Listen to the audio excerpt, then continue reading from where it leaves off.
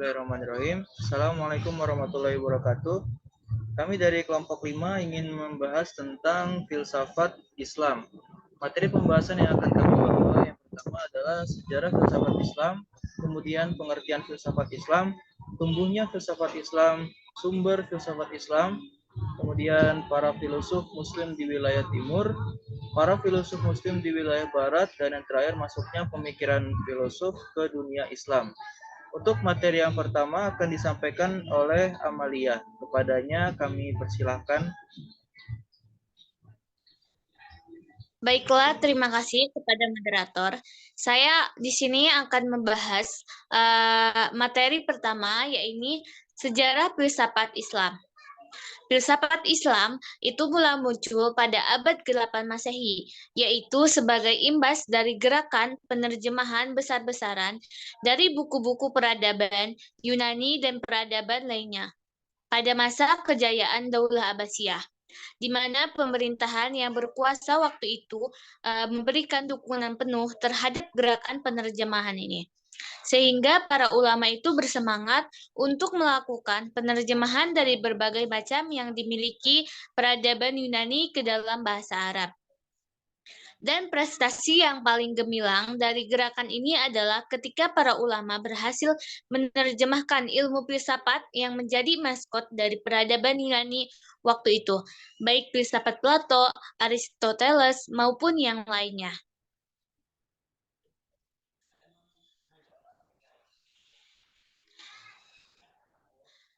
Dan menurut Harun Nasution, pemikiran filosof masuk ke dalam dunia Islam melalui filsafat Yunani yang dijumpai oleh para pemikir Muslim di Suria, Mesopotamia, Persia, dan Mesir. Kebudayaan dan falsafah Yunani datang ke daerah-daerah itu dikarenakan adanya ekspansi Alexander yang agung ke timur.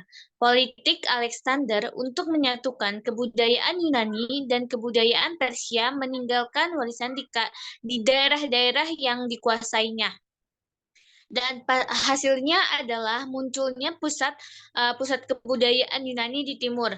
Pemikiran filosofis ini mulai nampak jelas kelihatan terutama pada masa pemerintahan Abbasiyah. Ketertarikan terhadap pemikiran Yunani berawal dari keinginan umat Islam pada masa itu untuk mempelajari ilmu kedokteran atau ilmu pengobatan model Yunani. Dari perjumpaan itu, kemudian berlanjut kepada ilmu-ilmu pengetahuan lainnya, termasuk filsafat.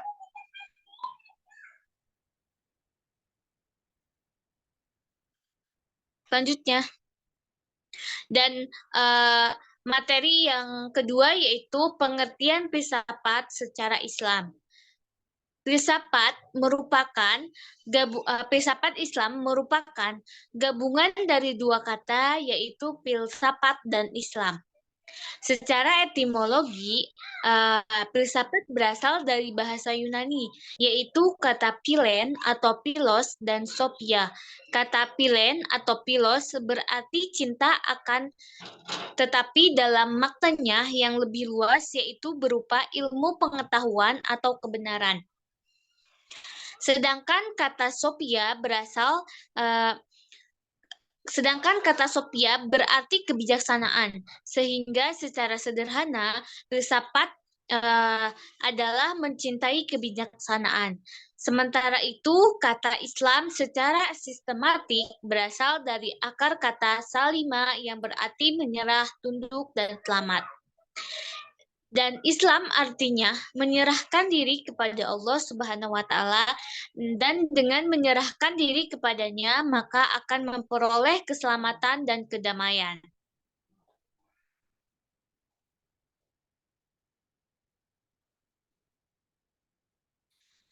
Nah, dari sini dapat kita simpulkan bahwa pengertian filsafat Islam pada hakikatnya adalah filsafat yang bercorak Islami. Islam menempati posisi sebagai sifat, corak, dan karakter dari filsafat. Filsafat Islam juga diartikan sebagai pemikiran-pemikiran filsafat yang memberikan kontribusi pada Islam dan sebaliknya, yaitu Islam menggunakan filsafat untuk memperkuat prinsip-prinsip agama, di mana salah satu prinsip dalam filsafat adalah berpikir radikal atau kita berpikir sampai ke akar-akarnya.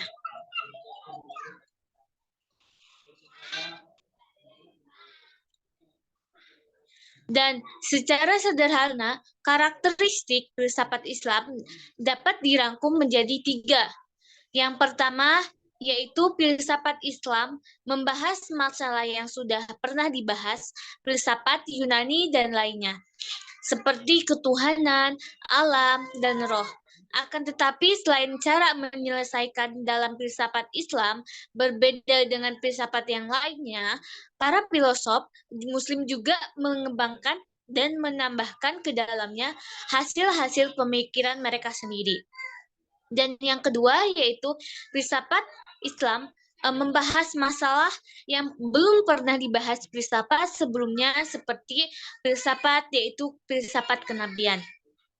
Dan poin yang ketiga adalah dalam filsafat Islam terdapat perpaduan antara agama dan filsafat, di mana antara akidah dan hikmah, antara wahyu dan akal, di mana bentuk seperti ini banyak terlihat dalam pemikiran filosof Muslim. Slide selanjutnya yaitu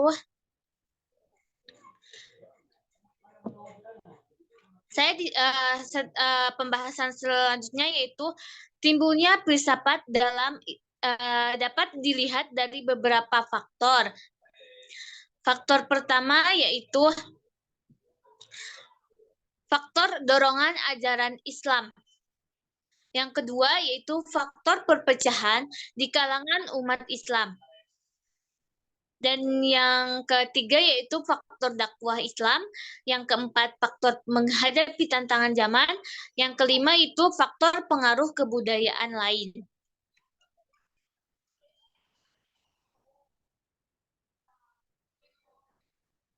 Dan pembahasan selanjutnya yaitu sumber filsafat Islam. Seperti sudah disebutkan dalam ringkasan sejarah kemunculan filsafat Islam sebelumnya, kerja-kerja penerjemahan terhadap karya-karya filsafat Yunani yang melakukan umat Islam tidak mungkin terjadi tanpa adanya bantuan tidak langsung dari para filosof Iskandaria. Dengan kata lain, hubungan antara filsafat Yunani dan tradisi pemikiran Islam didahului oleh kontak budaya Islam dengan kebudayaan Mesir yang sudah lebih dulu menyerap inti filsafat Yunani. Jika demikian adanya, maka apapun yang menjadi sumber dalam filsafat Yunani adalah juga sumber filsafat Islam. Filsafat Islam tidak menolak keberadaan indera dan akal sebagai sumber pengetahuan manusia. Dalam berbicara epistemologinya secara umum, indera dan pengalaman indrawi di gerbang sebagai awal pengetahuan, artinya bahwa filosof dalam tradisi Islam tidak menolak aspek penting akal dalam filsafat Islam. Untuk penjelasan selanjutnya, saya serahkan ke moderator.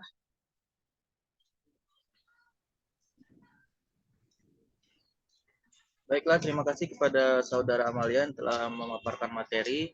Selanjutnya, saya akan membawakan materi yang berjudul tentang para filsuf Muslim di wilayah timur dan wilayah barat sampai terakhir.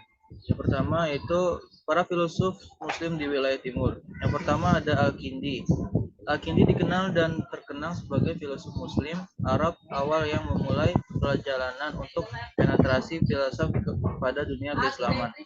Beliau adalah filsuf keturunannya Raja Yaman di Kindah. Dia membagi filsafat menjadi 3 bagian, yaitu A. Tibiyat atau ilmu fisika, kemudian sebagai tingkatan yang paling bawah, kemudian al-ilm ar-riyadi, matematika sebagai tingkatan yang paling tengah, yang C. ar-rububiyah atau ilmu ketuhanan. sebagai tingkatan yang paling tinggi. Alasan pembagian tersebut adalah ilmu ada kalanya berhubungan dengan sesuatu yang dapat diindra, ada kalanya berhubungan dengan benda, tapi mempunyai wujud sendiri, dan tidak berhubungan, akan tetapi mempunyai wujud sendiri. Kemudian yang kedua ada Ar-Razi. Filosof Islam yang dikenal sesuai dengan Al-Kindi, yakni Ar-Razi, bernama lengkapnya Abu Bakar Ar-Razi. Beliau hidup pada tahun 250 sampai 313 Hijriah atau 864 sampai 925 Masehi. Ar-Razi dilahirkan, bertumbuh dan meninggal dunia di Rai, sebelah Teheran, Persia. Akan tetapi beliau juga pernah hidup pindah dari kota kepada kota yang lainnya. Beliau merupakan seorang dokter besar yang dilahirkan dari sejarah keemasan masa Islam. Bentuk usahanya kepada bidang menulis sangat luar biasa. Beliau pernah menulis 20.000 halaman dalam jangka waktu 1 tahun. Bahwa tulisannya menyentuh 232 karya dan ilmu kedokteran, tema umumnya. Karya terbesarnya yakni Al-Hawi, yakni ensiklopedia kedokteran. Tebalnya sampai 20 jilid. Isinya data informasi dunia dokter di Arab, juga Yunani, dan pelaporan penelitiannya.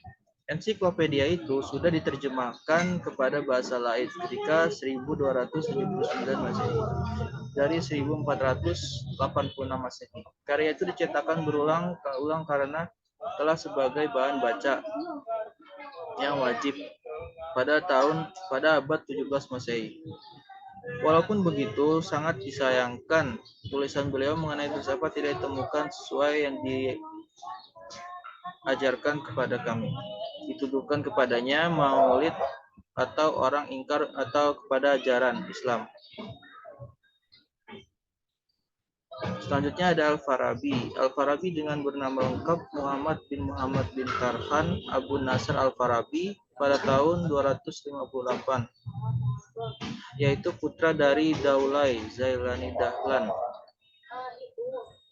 yang wafat pada tahun 339 Hijriah. Melalui data terkumpul didapatkan informasi bahwasanya beliau hidup pada keluarga jenderal Turki. Pendidikan dasarnya Al-Farabi berawal dari belajar ilmu dasar keagamaan juga bahasa. Ilmu keagamaan mencangkup dari tafsir, hadis, Al-Quran, dan juga bahasa Persia, Arab, dan Turki. Beliau belajar filsafat juga matematika dan melaksanakan perjalanan.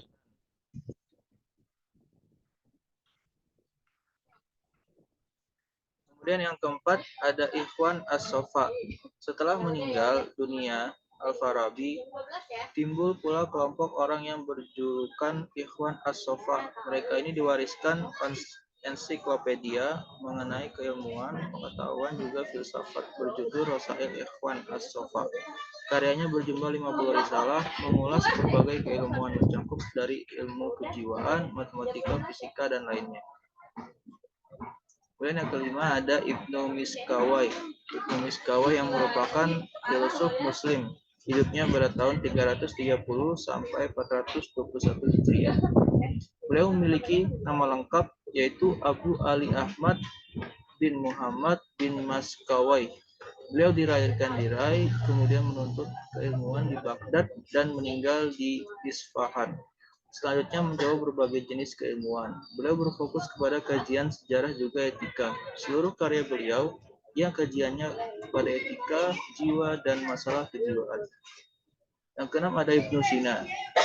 Abu Ali Husain Ibnu Abdullah Ibnu Sina dilahirkan pada 980 Hijriah di Ashfina, berdekatan dengan Bukhara pada tahun 428 Hijriah.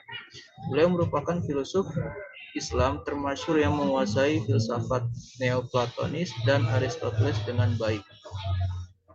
Beliau juga mempelajari ilmu matematika dari Al-Khawarizmi. Kemudian selanjutnya Al-Ghazali. Al-Ghazali berkehidupan saat 450 sampai 555 Hijriah.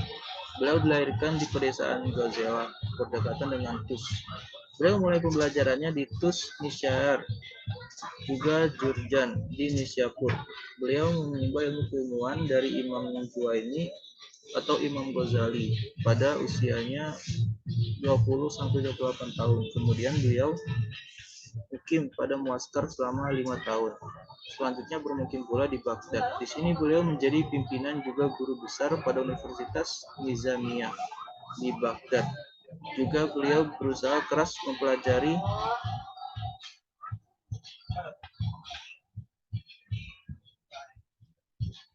ilmu filosofi. Kemudian para filsuf Islam di wilayah barat. Ada pertama Ibnu Bajjah yang bernama asli Abu Bakar Muhammad bin Yahya bin Bajjah, dilahirkan di Saragossa. Walaupun belum diketahui dengan jelas ketika kecilnya saat remaja, para ahli menduga bahwasanya beliau berhasil matang pada dirinya melalui pengetahuannya di kota tempat dia lahir. Ibnu Bajjah tidak terlalu menekuni filsafat dan ilmu, tetapi ia ikut politik khususnya ketika diangkat menjadi wazir saat Saragossa dari penguasaan Abu Bakar As-Sakhawi pada kekuasaan. Kemudian ada lagi Ibnu Tufail yang merupakan filosof pada bagian barat dan hidup ketika pemerintahannya Daulah Muwahhidun. Bernama lengkap Abu Bakar Muhammad Abdul Al-Malik bin Tufail. Ia menguasai astronomi, kedokteran, juga filsafat. Berbagai tema disempatkan ditulis, contohnya astronomi, kedokteran, dari berbagai karya. Selanjutnya ada Ibnu Rushd yang merupakan filosof Islam yang paling akhir pada masa Islam bagian barat. Bernama lengkap Abu Al-Walid Muhammad, lahirnya di Cordoba. Keluarganya merupakan hakim dan meninggal dunia di Maroko ketika 590 Masehi. Semasa hidupnya beliau paham ilmu kalam, fikih dan sastra Arab. Kemudian ditekuninya pula fisika, Arab, matematika, kedokteran dan lainnya. Beliau menjadi filsuf dan ulama yang belum bisa ditandingi sama sekali. Seusai dikenalkan dari Ibnu Tufail, selanjutnya beliau dipercayakan untuk menjadi seorang hakim di Sevilla dan ketua hakim di Cordoba. Kemudian masuknya pemikiran filosof ke dunia Islam. Yang pertama dengan cara perkembangan pemikiran Yunani, yang kedua kontak tidak sengaja, yang ketiga gerakan penerjemahan dari Yunani sampai Suria ke Arab. Terima kasih, mungkin itu saja dapat kami sampaikan materi untuk filosof dunia Islam. Kurang lebihnya mohon maaf. Assalamualaikum.